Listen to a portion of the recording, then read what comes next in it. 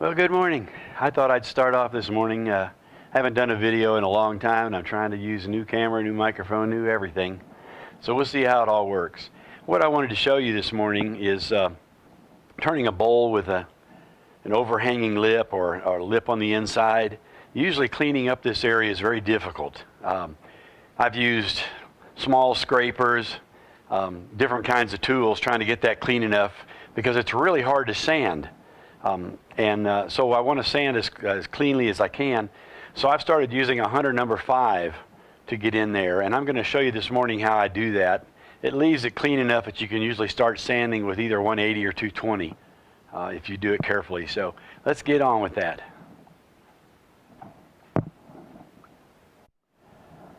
This is kind of a close-up detail. If you try to turn this with a bowl gouge, you might be able to get in there if the lip doesn't hang out any more than this one. If it comes out a little farther, you just can't do it because you can't rub the bevel.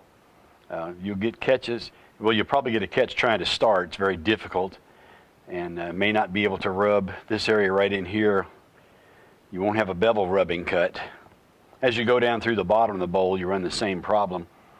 With a Hunter number 5, the cutter is mounted flat across the top.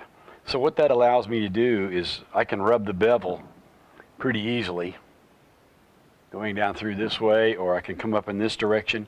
What I usually do in this case is I've turned most of the bowl, I've gotten as much as I can, and I'll come in here and I'll find the bevel. You'll see right now it's not on the bevel.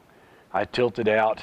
I've got the tool tilted just real slightly, and I tilt it out and I pull the bevel across like this. Then when I get up to here to where you're not going to be able to rub the bevel, what I do is I flatten it out real slightly, about 45 degrees. And then I pull it gently across there. And you can go back and forth, just be real gentle. The lighter you are, the better the cuts will be. And you can even come around this edge a little bit. I find that to be a very safe cut. You're cutting with about 730 on the cutter, which gives a shear cut, which is a very nice cut. So again, that's, I come out here, I find the bevel, come across the bowl. As I get up toward that corner, I flatten it out real slightly, bring it back up like that.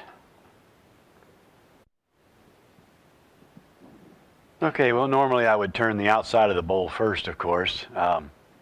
And what I would do in this case, this is basically the same thing. You find the bevel of the tool.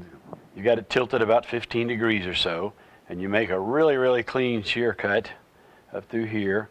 When you get into this area where you're likely to get a catch, you flatten the cutter out just real slightly, and you bring it back across, coming around the front like that a little bit, just back and forth, just real gentle.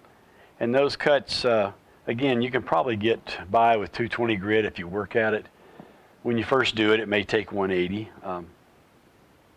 It's a very safe tool to use in this particular angle, I think.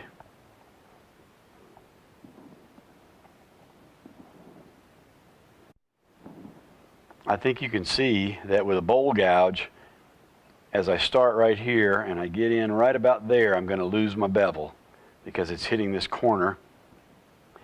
Coming back in this direction, I can probably get most of it right about in there. Again, I'm going to have trouble rubbing the bevel because the shoulder is going to rub in there. So this little corner right in there is where I always had trouble with.